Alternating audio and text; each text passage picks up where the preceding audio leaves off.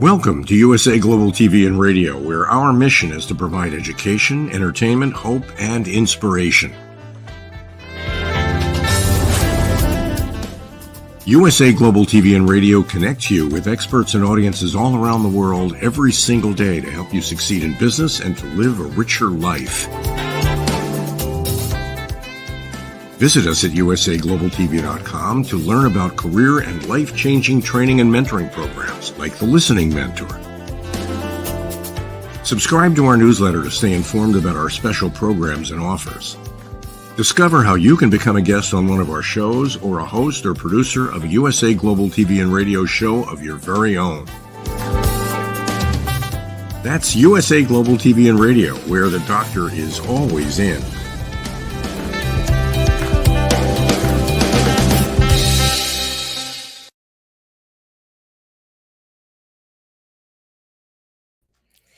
Hi, everyone. Welcome to USA Global TV and Radio. I'm Dr. Jacalyn Kerbeck, and our show today is A Woman's Prerogative. We have the right to make a decision. It's our choice.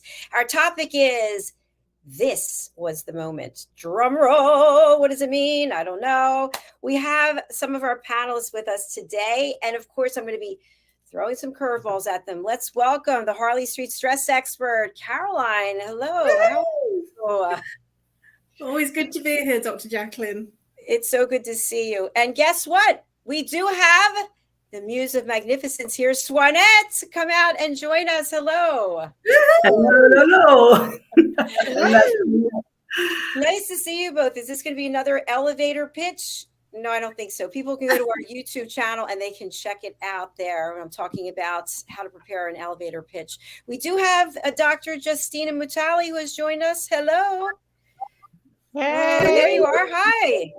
Hi. I hope this internet holds. Well, we hope it does too. Nice to have you with us. So before we go into our topic, this was the moment I knew. Let's go around. And for people who are joining us for the first time, they want to know who you are and how you can help them. Let's start with Caroline.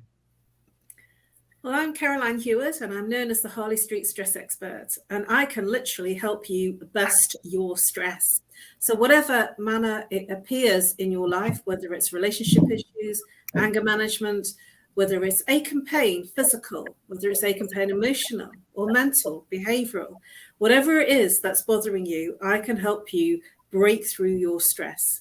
And I use some very, very simple techniques and processes and working with chakra psychology to break through and identify the root cause of your stress.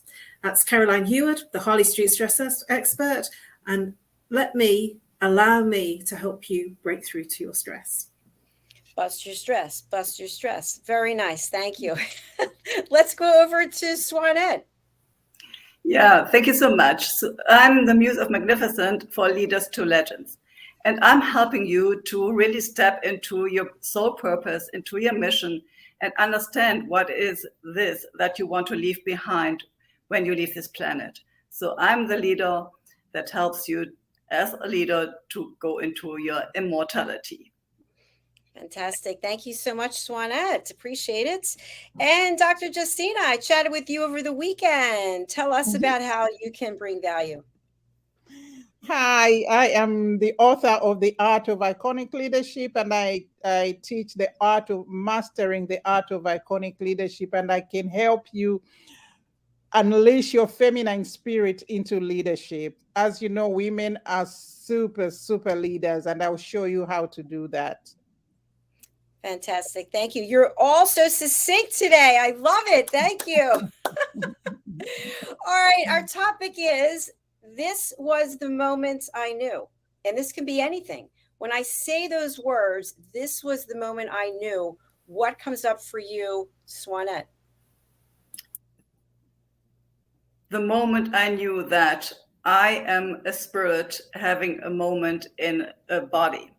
It was when I was 8 years old and I had a near-death experience. And it was that I was lying on a doctor's bed. I was in coma and I didn't know what was going around and they didn't know.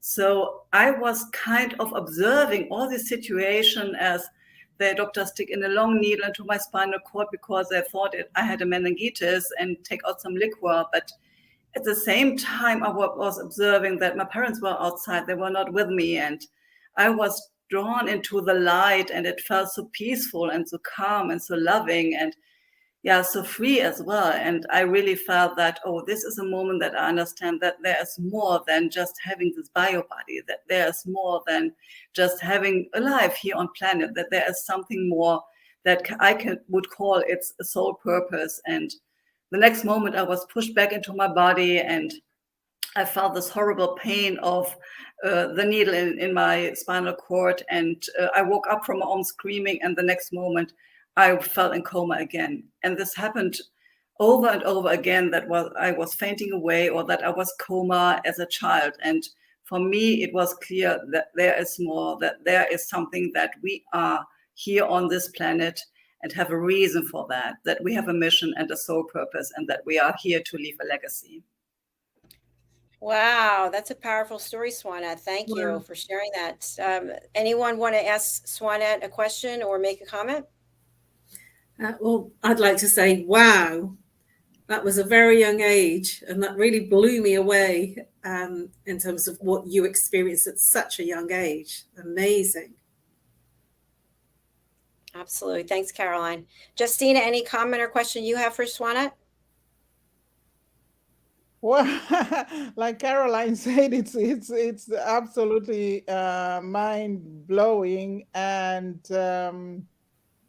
I think it is intriguing to see or hear people that have kind of tested the other side. Like when you go into the coma, you're testing the other side, and I really want to know what the other side is like. Yeah, absolutely. Yeah, and it started also like the question, why are we here? What is life all about? Many people come to these questions like when they're in their midlife, and they kind of go up the ladder with their success in business. They have the family and the house and perhaps the dog, and then they start asking these questions, why am I here? And I started asking these questions and figuring all out about life when I was 8 years old. So yeah. It's incredible. It's a lot to deal with. Thank you for sharing that. I have one to share, but I'm going to wait until all the other two ladies go. Justina, would you like to go next? Yeah, I can go next. For me, I think not that I knew, but when I look back now, I think that was the moment. I was about 9 to 10 years old, and I was in church. I've been brought up in the Catholic faith.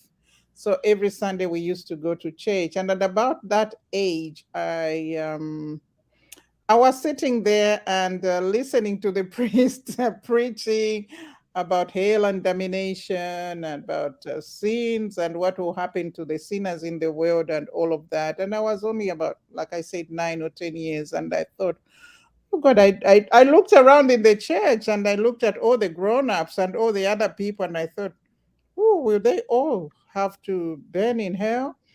And I wanted then, one, to be the priest, to be the one standing there and telling people what to do and what not to do.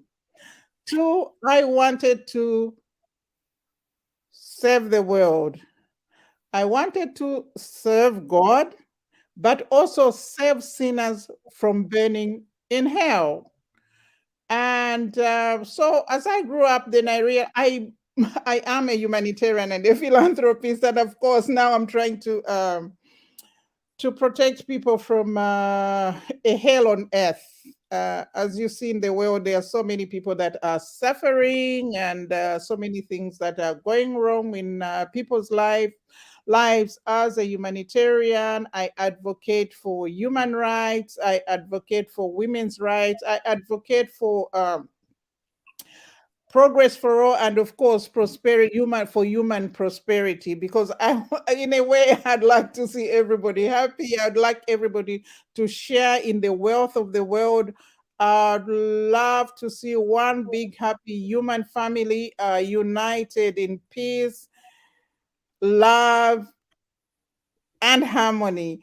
So I think then whenever I think back, I think that was the moment when I thought I need to be the priest to stand in front and tell people how to live a peaceful life, how to live in harmony with one another, how not to sin, how to stay away from sin, and how to kind of, in a way, like stay pure so the world would be a good place to live in. It was a little confusing for me, but I think that was the moment. Wow, very powerful. Thank you for sharing that. Ladies, any comment or questions? Yeah, the same. I would say exactly that. Very powerful, very young to have that insight, and for you to have carried it all the way through your life. Just extremely amazing. Absolutely. Swanette? Yeah, and I would like to add, as like when the priestess, and this is a person that is very important perhaps at that age, tells you that all the people will burn in hell, and you're not going into fear, but you're feeling that, okay, I need to make the change for these people and bring into the light. This is super amazing. Yeah. Thank you. Thanks. Thanks for sharing. Thank you. Let's go over to Caroline. Well, mine's a very interesting one as we're going all the way back to our childhood. When I was 5 years old, I remember looking around me in my family and around me in terms of school and friends. And I remember saying, there must be something more. And I don't know where it came from. I just remember saying, there must be something more than this. And I stomped and stamped, my mum reminds me, that I wanted my mum to take me to church. And there was no faith in the family at that time. There wasn't, any Bible or preaching or teaching in the family. And so I was a very isolated 5-year-old stomping around saying to my mum, you have to take me to church. And it was quite a big deal because my mum had 3 other young babies. And she said, I don't have time to take you to church. So she did eventually, because I wasn't having any of it. She took me, and then she got one of her friends who was regularly taking her son to take me to church with them. And it was there from 5 to 15 that I actually found another way to live, and new values that weren't within the family specifically or within the friendships that I had. It was like I'd looked external of my own environment to bring something else in that wasn't there that I could tap into. So I just, went out and got something external to what I was being confronted with in terms of everything that was around me, school, family, friends. And it was there that I had an extremely cherishable relationship with the choir, the church. Everything was all surrounding the church. And at 15, I was literally thrown out because I didn't get confirmed. And again, there was a moment there that I felt that I wasn't ready to be confirmed. I felt a bit young to be as Christian. And so I didn't. And it was because I was being so forceful that everyone else did it. And I said, no, I'm not ready. I need a bit more time. I need to understand a bit more, to learn a bit more. But I feel that from 5 to 15, those are my fundamental values that I got that drove me through and gave me my life support machine that I didn't realize it was until I started looking at it when I was 55, when I rediscovered my relationship with God again. You're not 55, are you? Aside from the story, come on, Caroline. Oh no, when I was 55. No, I'm joking. You're in your 40s, aren't you? Come on. I'm now 59. I know I'm 60. So that's a powerful story as well. Wow, I'm really moved by the 3 of you. It's amazing. Who wants to ask Caroline something or a comment? So I would like to ask, how was this moment when you were in the connection with God and then somehow lost it, or it was not so present and then you came back? So it is also a story when you were very, very young and had a long time being in faith and being in connection with the higher source, or however you want to call it, God. So how was this moment like, losing this connection, or it was not so tight and then coming back? Well, there is a little story to that, if I may. I found out what it meant to be confirmed. I asked questions. I'm a bit of a questioner. And I asked people, what does it mean? And they told me I have to take 3 promises. And the first promise was to let Jesus into your heart. And I said, well, that was easy. I can do that. And the second promise was to listen to everything he says. And I was a very literal girl. I still am to the point now. And so I said, well, say if I don't hear what he says. And then the third promise was, and then you have to do all his works. And I said, well, if I don't hear what he says, and then how can I? And I said, I can't do it yet. I'm not ready. So I know it sounds really silly, but, you know, I was a very literal child, and 13 to 15, I said, I'm not ready, because say if I miss what he says, being very literal. So I decided to stay firm to my beliefs, and I still needed training, I still needed guidance, because I wasn't ready, and I literally wasn't. And I reunited my faith with God when I entered the Universal Peace Federation, and the directors were mentoring me with the Divine Principles for Peace, which actually underneath the Universal Peace Federation is a church. And so I was looking to, you know, create my part in making world peace, and I reunited my faith with God through the Peace Federation. Little did I realize, and I felt at home. You know, I said, I don't know what it is.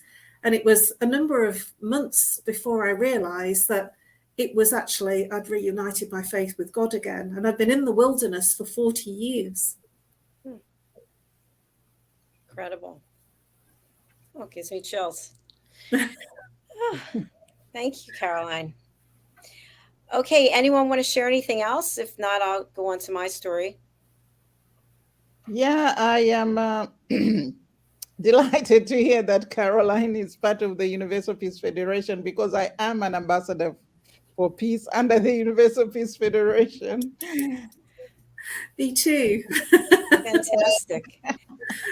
And I think our friend Ian Pelham Turner is as well. Yes. Yes. Yeah. Fantastic. So I'll share my story, which is a lot later in life. I believe it was 2019.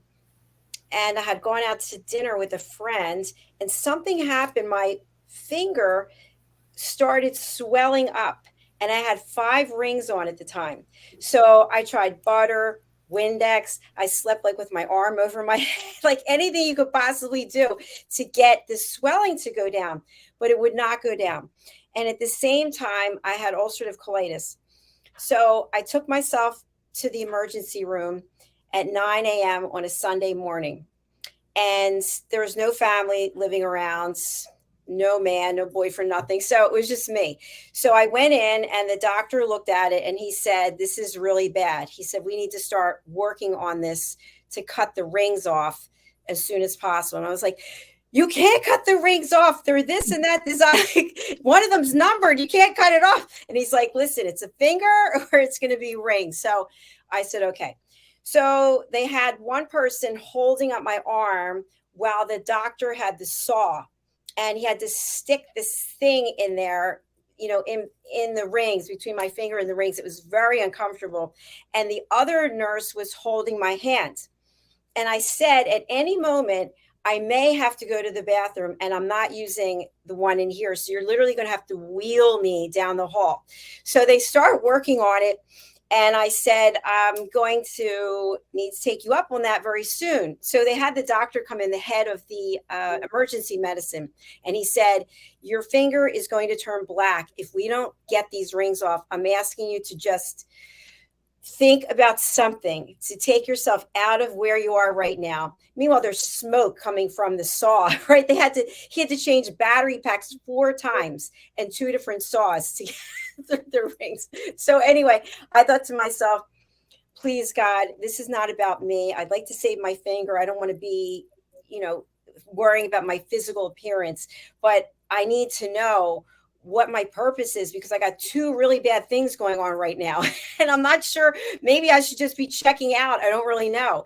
So during this whole process, and it doesn't bother me because I've had ulcerative colitis for 30 some years, but I know it bothers other people. So I'll keep it high level. They put me on one of those doctor stools that turn around. So I'm on the stool and the guy's got my hand and they're pushing me down the hallway to get to the bathroom in time. And my hand's out the door. Anyway, go through all that, come back, and they managed to cut the rings off. And that was the moment that I knew I was here for a greater purpose than myself and how I look and what rings I'm wearing, even though I like the rings. But I knew at that point, that was the moment I knew that I had a higher purpose. There you go. Thanks for listening. Wow. Oh my gosh. I felt your pain. It was definitely painful. I think I had a food allergy to something, but I don't know what it was. So, okay. Any questions or comments you have for me?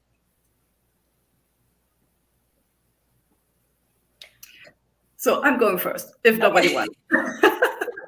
Yeah, because I think this is super impressive, like understanding that the rings are so tight and your finger is swollen and you have to make a choice.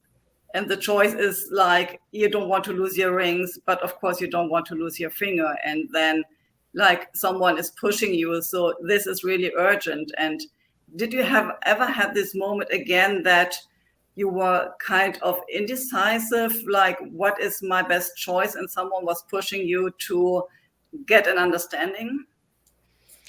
I think I have. I think at that particular moment, I was very attached to the rings because I got them in Paris and it was for a special trip. I was with somebody and I was all caught up in designer shoes and bags and at that time. And it was always like I had to have, if they made, 10 pairs of shoes, I wanted to have one of them. If they made 100, I don't want it. It was always about having something special that other people couldn't have. And when I was relegated to the ulcerative colitis situation and then possibly losing a finger, I thought to myself, wow, I really have to reflect on how I'm looking at my life and the choices that I'm making. So I think I have had decisions like that before, but I don't remember them being as pronounced as that moment. Thank you for asking. Oh, I have a question for you. Do you wear as many rings on your little finger now? I do. I have 4 on this, but the thing is, it never happened again. And what I'm very cognizant of is when you eat salt, your fingers, at least my fingers, will start to, get larger. And I don't ever put salt in food, but if I'm eating something as salt, I take my rings off. Ah, so there's a level of awareness that perhaps wasn't there previously. It scared the daylights out of me, I'll tell you that much, because my finger was blue. And if it went to black, that was going to be the end. So, wow, that's some story and quite frightening because it can really be the end of your finger because of some jewelry. It's very true. And the other thing about that moment was, and I was thinking about this, most of my life I have been alone. Most of my life it's just been me. And I have had to go through a number of things by myself where there's no one to ask anything about. And I was out for a walk the other day and I thought it's interesting that at 60 years of age, I spent so much time alone. And I'm not unhappy about it. I'm just very much aware of it. So I don't know what that means. But we did lose Dr. Justina, probably her internet. Oh, she's back. Let's see. She's back. There she is. Okay. I wanted to ask, you said something like to take your mind off the finger and what was happening and just go somewhere else. So where did you focus your mind when you moved it away from what was happening on the finger? Thank you. That's a great question. I actually just started praying and just giving thanks for everything that I have. And that if I were to lose my finger, that I still had 9 others. And, just affirmations of gratitude And the fact that I was strong enough, Justina, when you lost the internet, I was saying that most of my life I've been alone.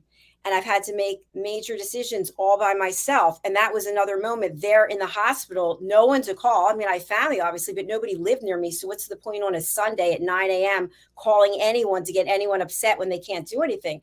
And so I just, instead of focusing on what was happening, I focused on everything that was good in my life. And the fact that I was strong enough to be here by myself, because many people couldn't be. It would just be a complete mess.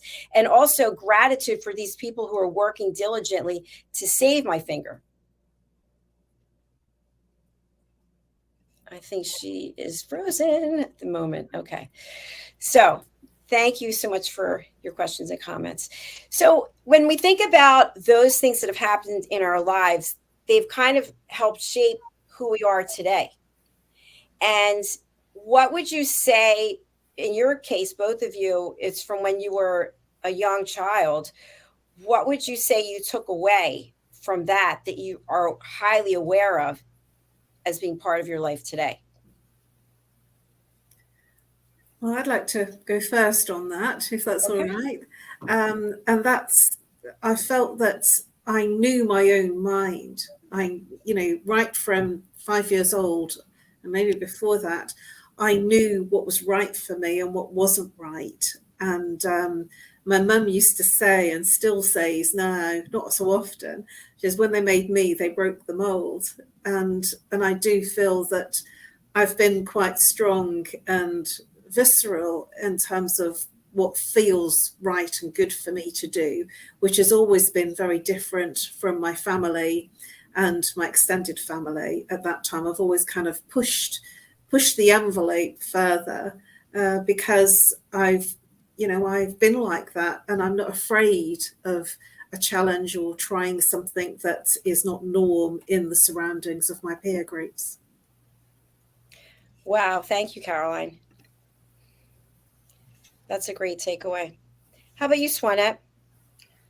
So my takeaway was that people are in fear about dying. So this is the most immense fear people have about their existence, what will happen when they die, and they're afraid of that moment. And for me, it was like, okay, I've been there. I've been very close to heaven, and there is nothing in this lifetime that can fear me anymore.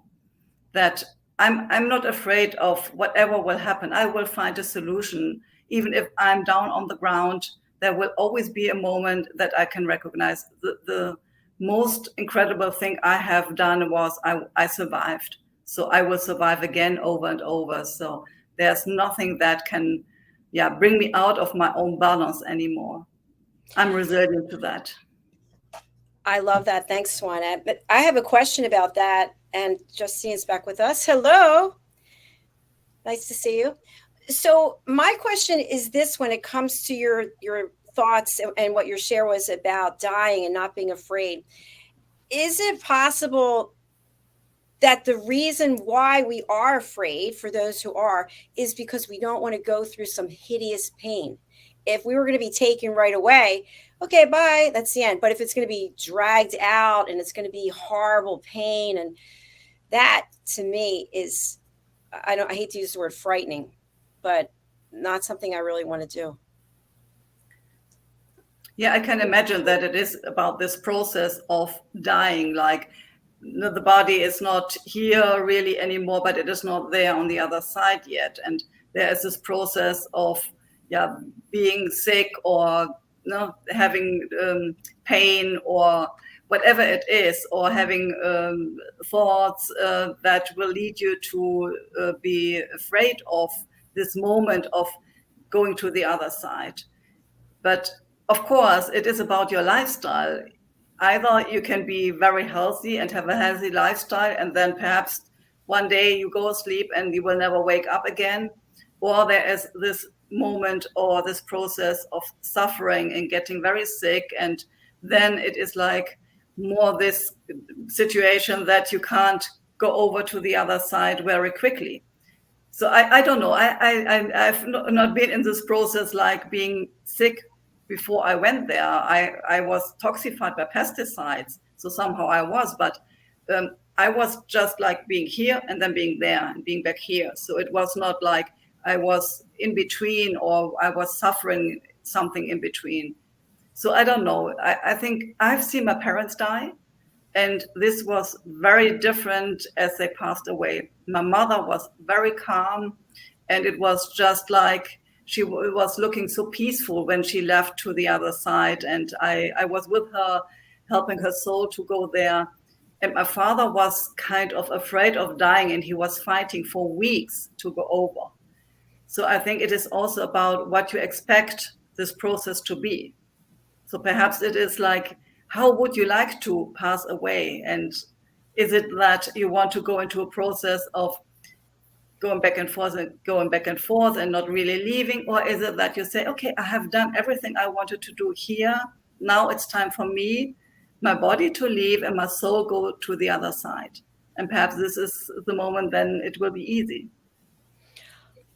I appreciate that, Swanette. I have a follow-up question, then I'll go over to Caroline. The follow-up question is, do you think that when we're holding on and we don't want to go, that's when the suffering comes in because we're meant to go, but yet we don't want to go? Yes, I would agree with that. And it's and I would say that the reason that we don't want to go is because we don't know what's on the other side. We are in fear of the unknown. And I've lost, my story, my evolvement, spiritual journey is really from people that have been very dominant in my life passing over, and me not really handling the grief, because they don't teach you that in school. They don't teach you how to, sort of grieve and to get over a loved one, a family, parent, a friend, somebody close. It's not one of the life skills they give you. And so I wasn't prepared for the loss of my dad. And it really hit me in a much bigger way than I was expecting. And so from that perspective, I was 36 when my dad passed over, and yet I wasn't prepared for it, didn't expect it, and thought he would stay alive forever. And it did, certainly when I lost my brother in 2018, it made me consider and wonder about my own life. And from that perspective, was I ready? And I just kept saying, I have a hell of a lot to do, so I'm not ready to go yet. And my brother was younger than me, and I just said, well, I better get on with it. So it sort of spurred me on to do things and get on with it. So, and I want to be able to say, there's this thing, sort of this message on your deathbed, will you have done everything you want to do? Well, hell, right now, I haven't yet. So I've still got quite a bit to do. So I'm here for the duration. But I do feel, from my perspective, and for many, unlike Swanette, it's the fear of not knowing what will actually happen is the thing that makes us want to stay and suffer versus allowing ourselves to go when it is right for us to go. Thanks, Caroline. Swanette, would you like to comment? Do you feel that the suffering is in part of the fact that we are holding on desperately not to go? Yeah, and I want to bring in something that I have experienced with a lot of animals. I've been an animal protector for many years, and I had a lot of animals living with me. And there have always been the moments when they passed away. And what I've seen is that they live their life until this moment, and then it is just, now I have to leave. And I can share the story with my own dog. She was a German Shepherd Retriever mix, and she was with me for 16 years. So a very long time. It felt like having a child with me. And she was like a happy dog. And one moment, it was that my brother visited me. We were outside in the garden doing something, and I got this feeling, or even like this image, that she has to go now. And she sent me this image like, I have to leave you now. And I went in and I saw her lying on the sofa, like breathing hard and like the eyes wide open. And again, I got this picture like, I have to leave you now. And I sat with her there, and like supported her in this process, and she got some medication to calm down, and within 15 minutes she died. She was just like, okay, now it's time, and well, there she went. And I've never seen something like that with this. It's now the moment, and the process is done within super short time. And she was like happy dog going to the other side over the rainbow bridge, and yeah, just left me. And to see this, like, animals don't have a perception about how it is to be on the other side, how it is to die. They are just there living in the present moment, and when it happens, then it happens. And then they go into this process and yeah, go over. Wow, thanks for sharing that. That's really interesting. I've not thought about that. I've had pets as well, and that's really making me think. So thank you. We do have some comments, by the way. Good afternoon, ladies. Hello. I'm not sure who that is, but nice to have you. We also have Madeline Chan. You're supposed to be on the show. Where are you? She writes, beautiful and full of transparency, Swanette, very heartwarming. And she also writes, Caroline, yes, if we only knew what was on the other side of the veil. There you go. Thank you. So, my friends, we're coming towards the end of our show. I'd love for you to think of something that you want to leave our audience with to entice them to get in touch with you. Swanette. Yeah, so when this conversation today inspired you to think about your own life, and that you had the knowing now that your life will end one time, what it is that you want to leave behind, what is your legacy that you want to bring into this lifetime, so that when your soul comes back, you can see that you fulfilled your mission in this lifetime. And please reach out to me either on LinkedIn or on Facebook or Instagram with my name, Swanette Kunze, or you can find me also with my website, spiritual-changemaker.com. I'm happy to speak with you. Thank you so much. And Swanette, we do have your contact information as well. I'll pull that up in just a second. Caroline, how about you? Well, I've actually had a phone conversation today with somebody who lost a dear friend. And one of the things that she shared with me was that she was unsure of how to be.